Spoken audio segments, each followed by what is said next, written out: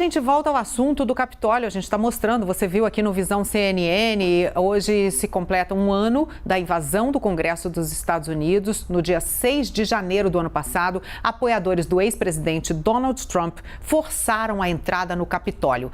Isso enquanto os congressistas lá dentro certificavam a vitória do atual presidente Joe Biden. A gente já mostrou aqui para você no Visão CNN que Joe Biden falou sobre o ataque e culpou, sem citar o nome de Trump, culpou o ex-presidente pelo que aconteceu. E o ex-presidente americano Donald Trump respondeu às acusações. A gente vai chamar agora a nossa correspondente Heloísa Vilela.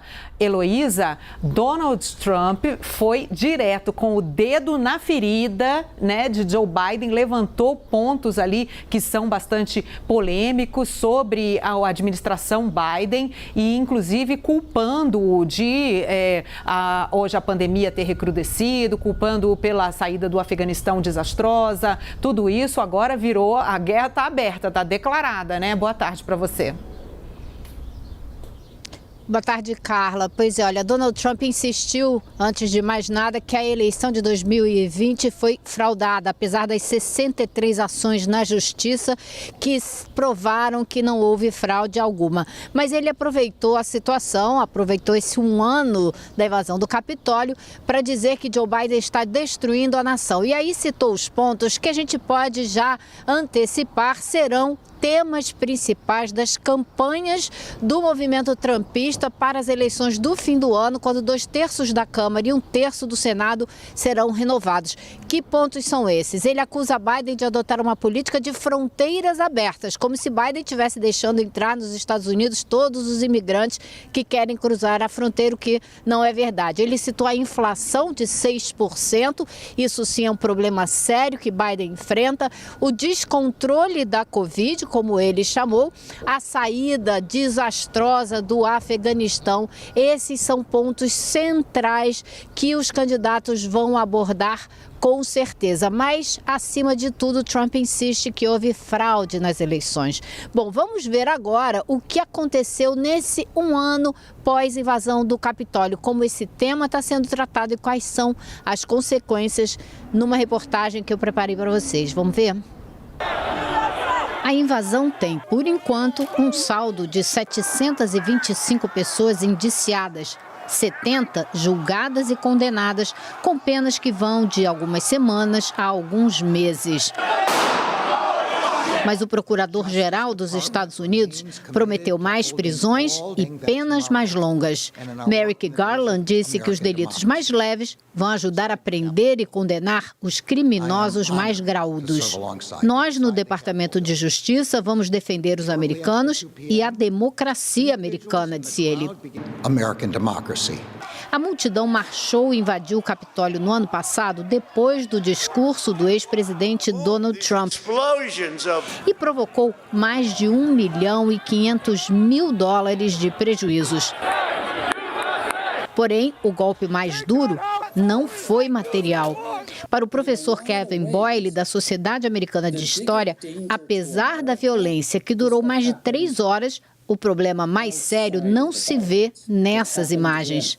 Figuras políticas poderosas rejeitaram uma parte fundamental da democracia americana, diz ele, e ainda não nos livramos disso. Na verdade, esse processo se acelerou no último ano e não vejo nada significativo sendo feito para reparar o estrago e impedir que ele aconteça novamente. A CPI da Câmara avança lentamente, já conseguiu depoimentos e documentos importantes e agora assessores do ex-vice-presidente Mike Pence estão colaborando com as investigações. Durante a invasão, muitos gritavam "enforque Mike Pence", porque ele não cedeu às pressões de Trump. Pence respeitou as normas e foi retirado às pressas para um lugar seguro. Depois voltou e concluiu o rito. Tudo indica que o Partido Republicano voltará a ter maioria dos votos nas duas casas nas próximas eleições de novembro. O partido promete dissolver a CPI, que tem como objetivo chegar aos responsáveis pela invasão. O alvo central da CPI é Donald Trump e os depoimentos colhidos até agora mostram que assessores diretos do ex-presidente, os filhos dele e jornalistas com acesso à Casa Branca naquela época pediram a Trump que se pronunciasse. Uma palavra dele poderia resolver a situação, mas ele demorou quase 3 horas para pedir aos manifestantes que deixassem o Capitólio em paz e voltassem para casa. A deputada Liz Cheney acredita que esse fato, não ter feito nada por horas para defender os congressistas, o Capitólio e, em última análise, a democracia americana, já é motivo suficiente para incriminar Donald Trump. Apesar de ser do mesmo partido do ex-presidente, depois da invasão, ela votou a favor do impeachment de Trump. Hoje ela tem assento na CPI e desafia os colegas republicanos, dizendo que eles precisam escolher entre Trump e a verdade.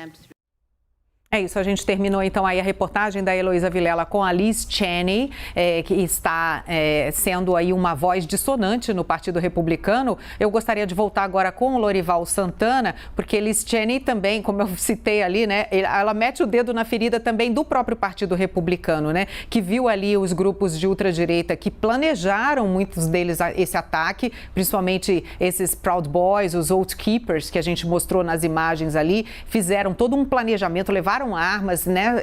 Tinham até esquemas de como entrar no Capitólio. Esse é um dos maiores problemas hoje da democracia americana, o crescimento desses grupos extremistas aí que podem levar a novos episódios de violência, Lorival, na sua opinião. Inclusive, Liz Cheney, que foi ameaçada de morte, né? Ela dentro do Partido Republicano indo contra Donald Trump.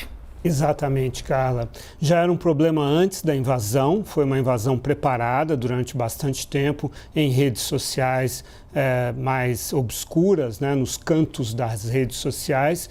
E depois, no dia 6 de janeiro do ano passado, continua sendo um grande problema, eles continuam mobilizados e articulados.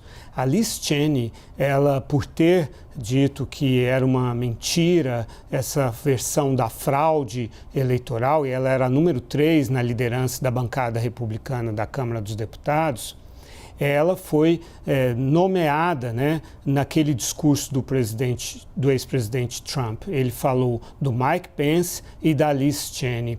E aí, quando ela estava lá na Câmara dos Deputados, ela recebeu um telefonema do pai dela, o ex-vice-presidente republicano Dick Cheney, que foi vice do Bush, e que eles discutiram a questão da segurança pessoal dela, Carla. Um dos episódios mais dramáticos ali, inclusive que foi citado pela Heloísa Vilela, o vice-presidente Mike Pence era ameaçado de enforcamento por esses grupos radicais. Realmente, imagens que a gente não vai esquecer tão cedo. Lorival, eu agradeço muito a sua participação conosco aqui no Visão CNN. A gente teve aí a sua aula, né, brilhante sobre esse episódio tão marcante na política americana. Muito boa tarde e muito obrigada. Um prazer falar com você, Carla. Obrigada, Lorival.